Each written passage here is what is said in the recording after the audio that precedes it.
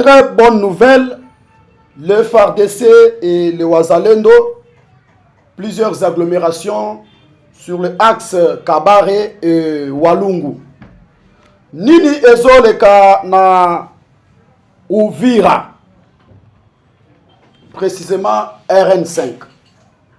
Puisque le FARDC va exiger tous les Wazalendo Bangonyo surtout Bamata na haut plateau, moyen plateau de Minembwe, y compris dans le groupement de Bijombo na Uvira. Qu'est-ce qui se passe?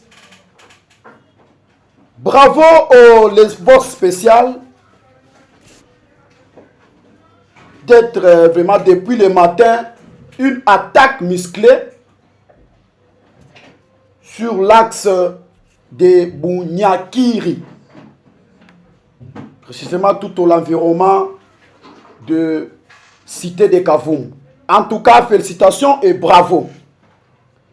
Dans le Massissi, le territoire de Massis, de nouvelles familles ont fui plusieurs villages, puisqu'il y avait les affrontements, toujours situation sécuritaire, entre les Wazalendo et l'AFC M23. Suspension de professeurs des universités de Goma et Bukavu. Nini ezole kana Goma et Bukavu. Nini ekomeli po bamone moya ko suspendre tous les professeurs ya université ya Goma, y compris les instituts supérieurs na Bukavu. Puisque bango bazolo bake à bientôt et sengeli hymne national toyemba ona kinyo Rwanda, Bukavu, Goma et Kozalamena Bavilia Rwanda. Mais gouvernement congolais abimisi mena arrêté et circulaire yako suspendre ba oignon surtout et puis ba radier ba paiement ya ba professeur ya l'université ya Goma na Bukavu. Toko lobela masolo ao. Merci beaucoup bandeko, bo s'abonner massivement, bo commenter. Tozo pesabino mai o etali surtout situation sécuritaire na Est République du Congo. Dans le territoire de Massissi, les nouvelles familles ont fui les villages, Bukunje, Kirambo, Mutundi, dans le groupement du Famandu. Premier, selon les sources locales, elles ont trouvé réfugiés à localité de Kitenderema, Biolo, Mbeshembeche,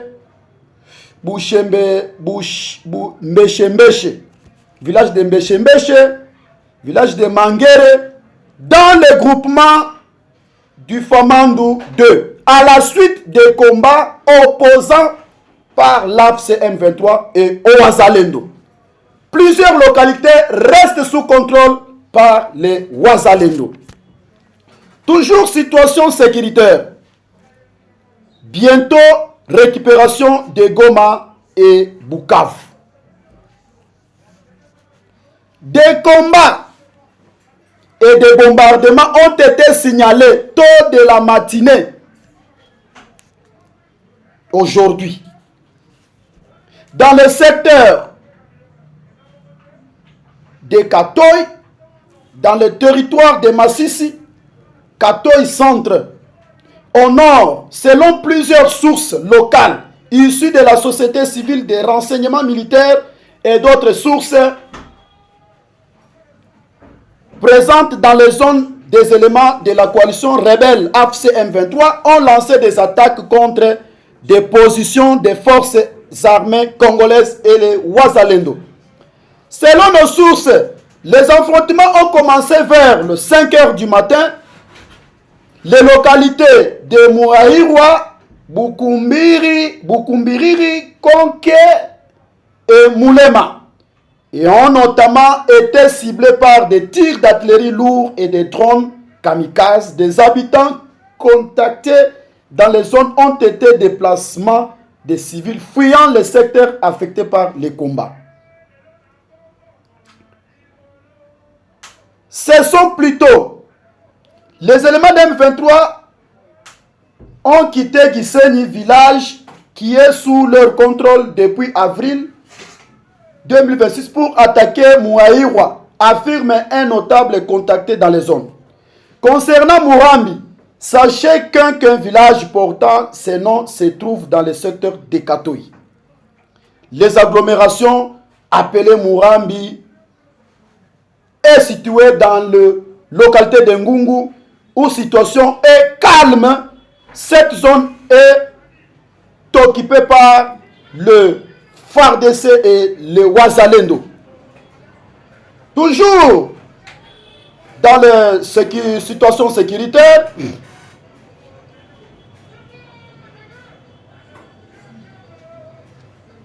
Uvira, le Hibou lance les hostilités contre l'AFC M23.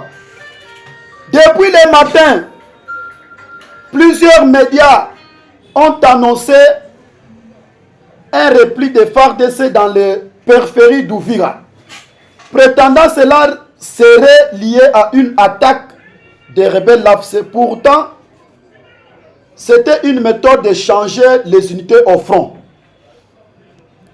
Les unités au front, l'unité spéciale des FARDC appelée Hibou vient d'entrer dans danse afin de repousser l'ennemi loin Uvira, coin stratégique voulu de dernière afin de baliser le route vers l'espace Katanga. Félicitations au FARDC, que cette repli soit une correction contre les rebelles et leurs alliés. Toujours les situations sécuritaires. 48 personnes dont professeurs, chefs de travaux, assistants sont radiés liste de paye pour avoir accepté la nomination de l'AFC dans les situations académiques au Nord et Sud Kivu. Ils sont de nouveau frappés par la Kinshasa, selon ils devraient refuser de nomination. En tout cas, félicitations au ministre de l'Enseignement supérieur et universitaire et de scientifique innovation. Bandeko, Masolo, Oyo Etali, vraiment, situation sécuritaire, situation ce qui est de malam. Bisika Moussou, situation ce qui est de Mabé. C'est que tout le belango ao. Puisque Mabé, balobake ce que mon indoki et sengeli ko belela. Nani azo bebisa? Tobanda na Uvira. Puisque c'est là où maintenant les unités spéciales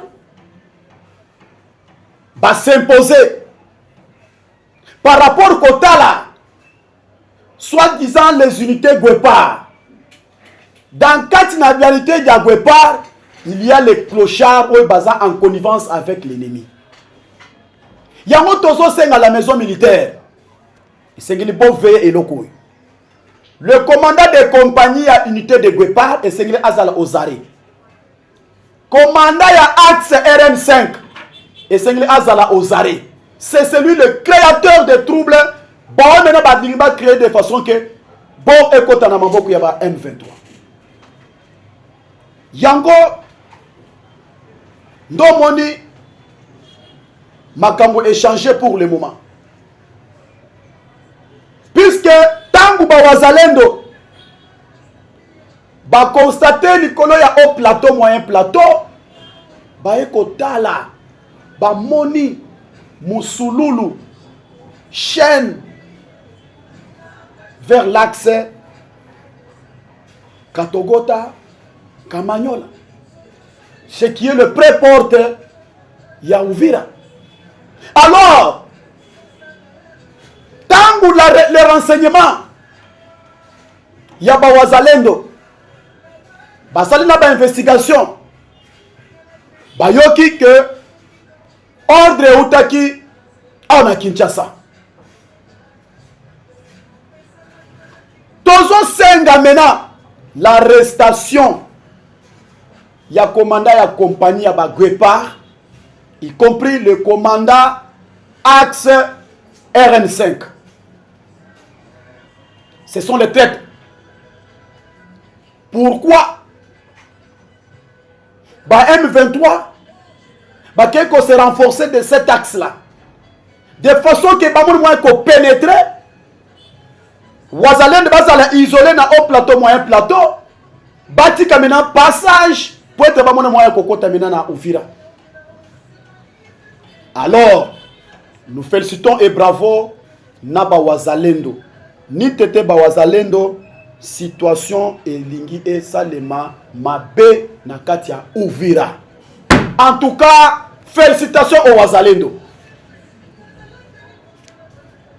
Nazo remercier bandeko na biso bino bozo ko like nazana ndeko na biso moko na kombo ya Marcel Bazeka. Marcel Bazeka lobby, je me demande si président Fachi est vraiment juste la ligne de commandement de l'armée, même le chef de l'état-major général extrêmement corrompu. Pourquoi il ne les écarte pas? Qu'est-ce qui se passe dans notre ville de Uvira? Ça, c'est ma correspondant. Bon, bazolanda biso chaîne. En tout cas, longonya nayo Jean-Marcel Bazeka à partir de Uvira. Merci beaucoup, bandeko na biso bozolanda biso na Uvira. En tout cas, bon landaka, bon commenter, bon partager. Puisque le territoire ya Mwenga, Fizi, Uvira est en danger. Est en danger. Plus de 15 camions remplis de munitions lourdes et légères. Bah, RDF. Bah, ce qu'on se disait vers Katogota, Kamanyola. Yangondo, mon minute Oyo. Et c'est qu'il faut interpeller Batouana. Ce sont les traîtres, y compris chef d'état-major, adjoint des renseignements. Jean-Jacques I. Chali Gonja. Selon les informations, oh, maintenant, c'est lui qui avait attendu Mitindu. Parti de Mitindu. Ce qui va l'ongoli batou mi balé, c'est fini. L'armée est maintenant en pleurs. L'armée est en pleurs. Puisque Bandon Nabiso ya Est, Nazo Bisabino, 85% à 90%, bazo soutenir président Fachi. Mais les officiers militaires, ce sont les traîtres. À 85%, population ya Goma, Bukavu, quel que soit, ils ont un M23. Mais bazo soutenir toujours Fachi. Mais les officiers ne batu oy bazo bebi sa makambo yango to boninde kona biso à partir ya Uvira président Fachi aza vraiment juste une ligne de commandement de l'armée, mais chef d'état-major est extrêmement corrompu. Président et Batoza n'a problème té. Même chef d'état-major. C'est le bon la bango. Bon moni tango pe basali Uvira danger Gasita Kotoyo remise et reprise. En tout cas, bana Katanga tension eza makasi. Nini ekomeli mena Gasita lina Katanga. Espace oyo de Gasita kundiwana eza fort espace. Eza kosakanate. Ma sécurité, c'est pourquoi nous avons interpellé batu nyo surtout boza la très vigilant na diable wana. Azalaka mutute. Si c'est pourquoi moni maintenant cop na bango mena basali balingi ba concrétiser de façon que ba mona moyen ko tia trouble. Yango bana est bazo senga. Ba sengi sur la clameur publique. Chef d'état-major adjoint, chargé des opérations et des renseignements. Balongo na bango. C'est ça. Même deuxième correspondant. Na kombo ya Marie Mafuta. Marie Mafuta lobi ndenge nini trahison ici la kate. lokola baboyi koboma bango atanga pe soki na milingi te nakoki pe kokota na circuit wana a partir wapi Goma. Tozana Valentine Mbuyamba azolanda biso a partir ya Butembo. Alobi mon frère kombo na ngai za François Kimpiaya à partir ya Butembo. Alobi je me demande changement à l'immédiat. Il y a tous les commandants des zones des régiments. Commandement ya ba commandant régiment. Mumuna makambo tolobisa kabino, makambo tolobaka. Donc trahison eza makasi. Ndeko na biso basé kazongi lisusu alobi bolobela biso vérité ya terrain. Ba militaires corrompus sont très bien connus. Faché Sengili a sa décision maintenant. Alors bolobela biso bandeko na terrain tozo mona clarté. Balobi tozo mona basa na est des bateaux maintenant bazo vivre ma réalité. Faché a bateau na problème té. Mais bateau oyo maintenant bazo servir yete. Ishali gonjika kolanda kaka ministre de la défense na sima. Ministre ozo la ministre de la défense na sima pour ani. Sala musala na yo. Tala qu'est-ce qui se passe? Corruption na corruption. Mais bande ko bazo balobi.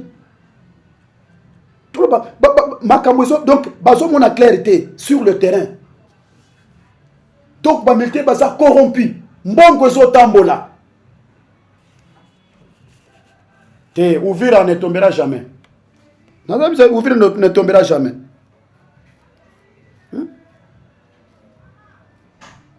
Guerre eza lokola la business na bango na est.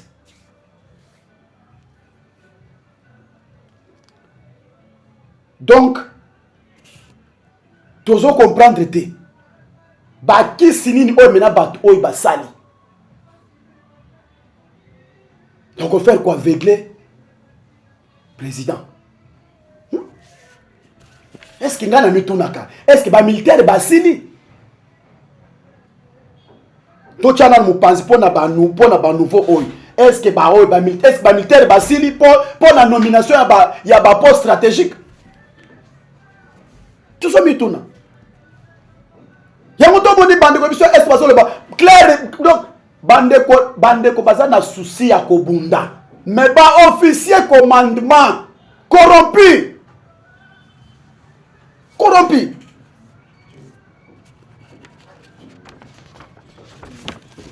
Bayamana ka baza na makasité. Bomoni ndenge basalaki embuscade non loin Masisi Goma na Lushembere. Rwanda a dit bien très bien. A ça na information très bien. Et belé ba quoi une embuscade. Yangondo moni maintenant na nito na Masisi.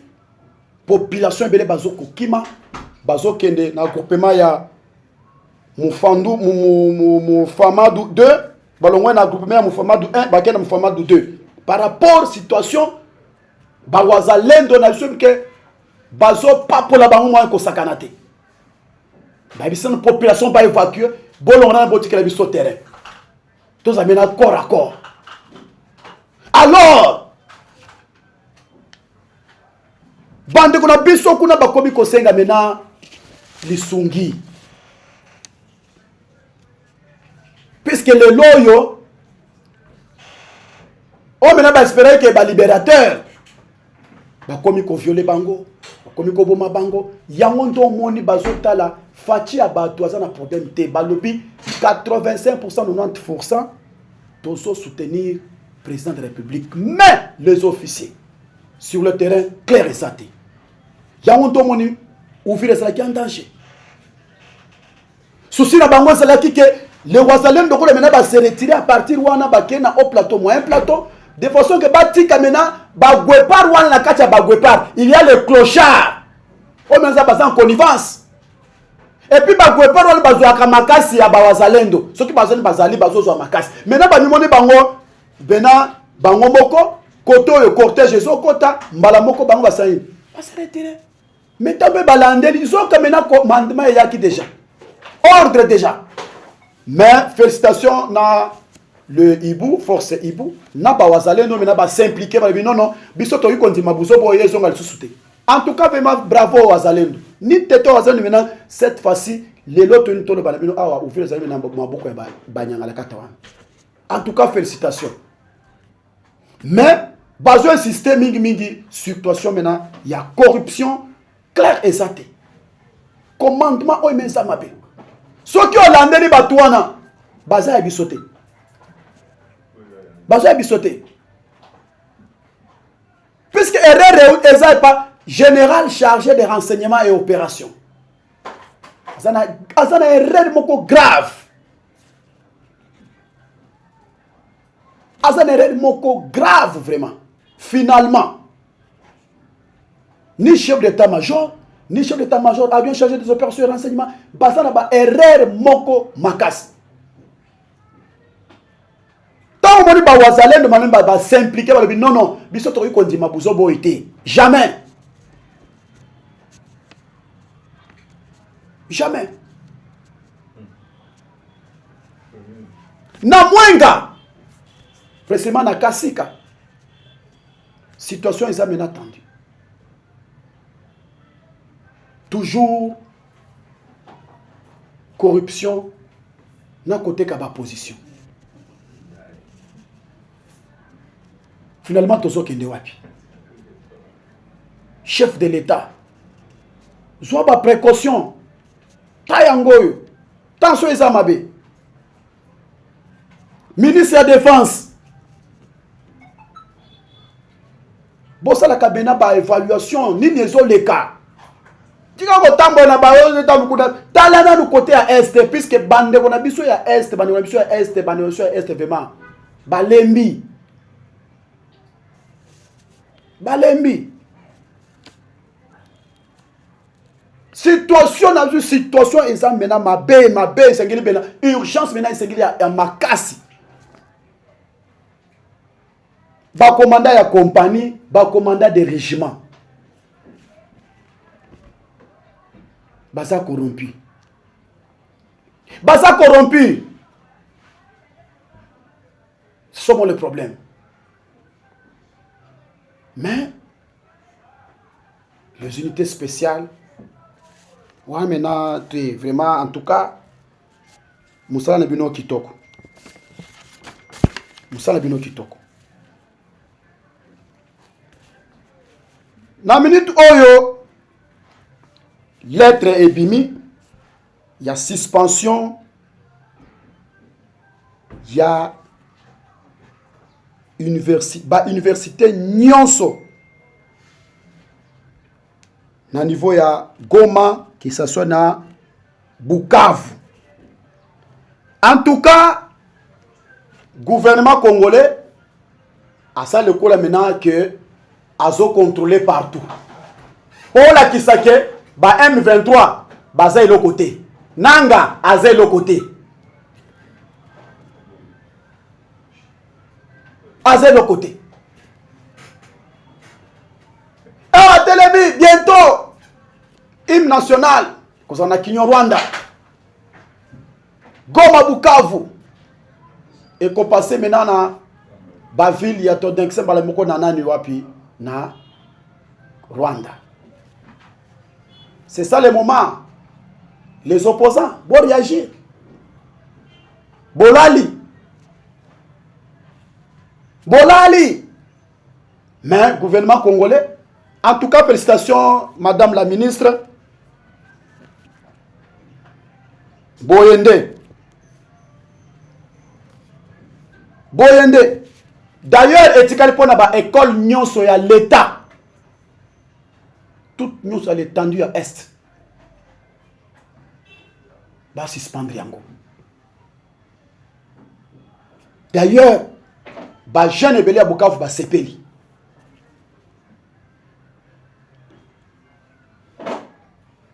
Ministère de l'enseignement supérieur universitaire, recherche scientifique et innovation. Arrêt ministériel numéro 239 Bartou Nyoswan. La ministre de l'enseignement supérieur et universitaire, recherche scientifique et innovation. Vu la constitution de la République du Congo, telle que modifiée par la loi numéro 11/002 du 20 janvier 2011 pendant révision de certains articles de la Constitution du 18 février 2006, spécialement en ces articles 90, 91, 93 et 202.22 et .23. Considérant la situation sécuritaire particulièrement préoccupante qui prévaut dans les villes Goma et Bukavu, dans les provinces de Nord et Sud Kivu, et ses conséquences sur le fonctionnement régulier des établissements enseignement supérieur et universitaire. Considérant la nécessité de préserver des régularités des exercices académiques de la valeur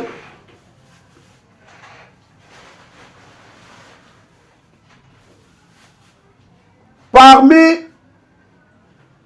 le lettre o mena batindi mena ba professeur ba kombo eza awo o mena bandimaki po ete bazala na sima ya ba M23 baradie nanu bakombo na bango baradie nanu bapema na bango epi ba université nyonso ya Goma Bukavu fermé. En tout cas, félicitations. Puisque au moment où il y avait plusieurs étudiants au mena babomaki bakenda babanda ko s'imposer pour bafuta mbongo ebele.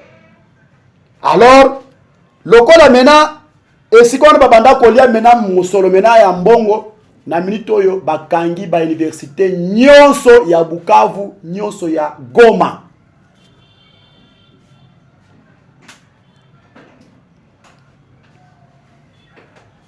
Liste des membres du personnel concernés par la suspension du paiement de rémunération des professeurs, des chefs de travaux et des assistants. Ba professeur baza a ebele, liste za moulaï. Liste za moulaï. Donc on à 5 professeurs pour voir bien que ministre de l'enseignement supérieur et universitaire bas une décision après ce gouvernement a approuvé mbalamoko ba suspendre tout puisque dans le but parmi ba professeur oyo bango bazaki en connivence avec l'M23. Maintenant du côté banda ko zo maintenant mbongo ya l'état maintenant mbongo na banda mususu banda ko futa maintenant ba M23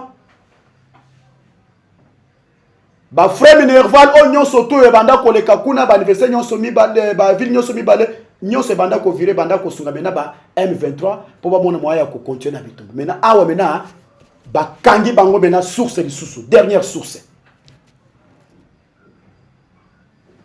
awa mena etikali ke ba M23 banda ko teka mena ba koni banda ko teka mena ba mabanga nde bisika o mena etikali banda ko zo mena mbongo ba université nyonso ya deux villes nyonso o sala ki occupé. En tout cas, félicitations pour le gouvernement congolais. Là, qui c'est que bâtir maintenant autorité de l'État. Autorité de l'État.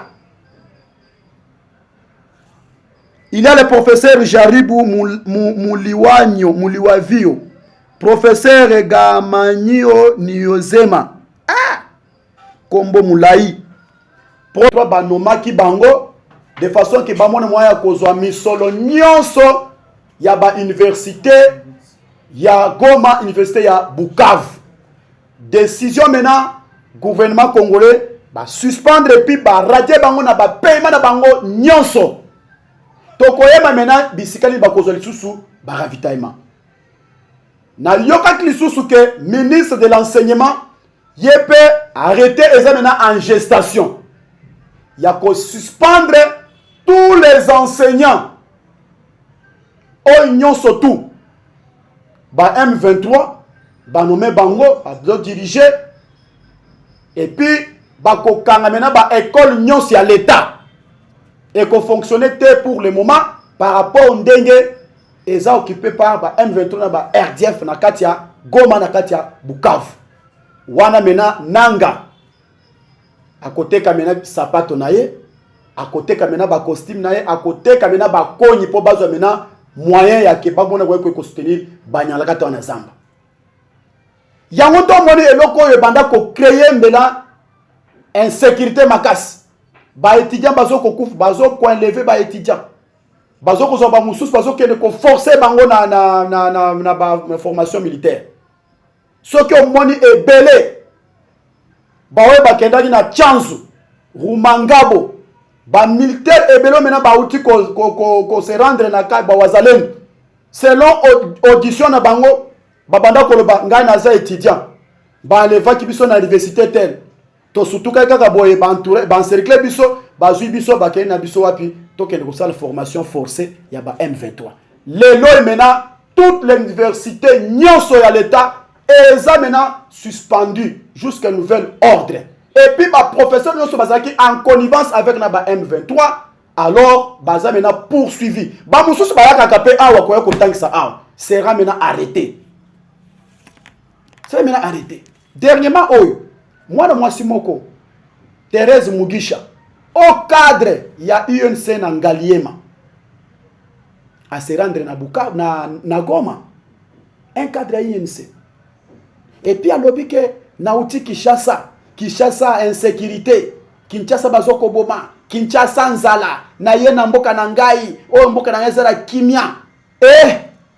En tout cas, si c'est pourquoi batolobake na INC ba M23 bazali bango wana Thérèse Mugisha aza cadre munene ya UNC lelo maintenant gouvernement a maintenant autorité maintenant de l'état tokoyeba maintenant ndenge ba M23 ba kosala maintenant discours ya kete à bientôt toza ko pesa maintenant hymne national en Kinyarwanda maintenant lelo maintenant Mwambe Baluki Mwambe Kotizelu toute l'université va suspendre yango. C'est-à-dire que Kinshasa a aussi contrôlé partout. Même bisque ba M23 bazali tozo contrôler yango. Tozo contrôler yango. En tout cas, eloko maintenant donc nazo apprécier yango makasi. Puisque dès eloko yo ba étudiant banda kolela makasi, bolo bela pebiso bolo bela pebiso. Le temps pe ba kangi yango to ko ba maintenant bisikane ni ba kozamena mosolo.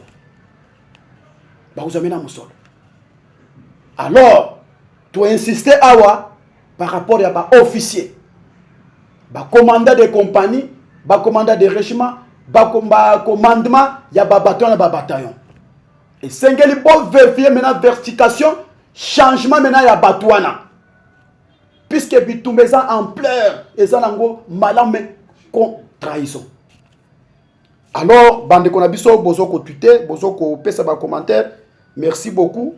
Ndenge bozoko tinda na bande ko na biso o mena bozo na biso na niveau ya WhatsApp nazo pesa bino ba commentaire na bino surtout vraiment cette fois-ci et sengeli que to senga soutien na bino ndenge bozo collaborer na les forces loyalistes surtout bande ko na biso mingi ya Masisi mikolo e Masisi mena moto eza makasi moto eza kopela collaboration maintenant mixte avec les services de renseignement. Donc, vigilance sur vigilance. En tout cas, félicitations. Pour acheter service de renseignement à Lubumbashi, Bauti Kokanga. 3 commerçants n'aba arme. N'aba arme. Tout ça n'ango arme. Ba arme. GPS, arme. En tout cas, puisque contrôle ya makasi na niveau ya aéroport ya Luano. Selon détecteur les commerçants. Maintenant mito yo bazana auditorat militaire ya Lubumbashi. C'est pas justifié. Ba arme oyo bazyo ngo wapi. Wake ndukusana ngo nini. En tout cas tozala kaka na lulenge ya vigilance partout bisika tozo kende et c'est que vigilance ezala. Collaboration avec les forces loyalistes, même les éléments de sécurité. En tout cas, merci beaucoup, Bandeko. Bon liker, mingi, pour bon commenter, bon partager partout. Dans les prochains, Tokokuta Nabino, Nabanzi ke Zambia Likolo, Apambo Labino, et puis Abakis Labino Maël Mingi, Oymena Bandeko, Biso Bozo Kolanda. Ciao.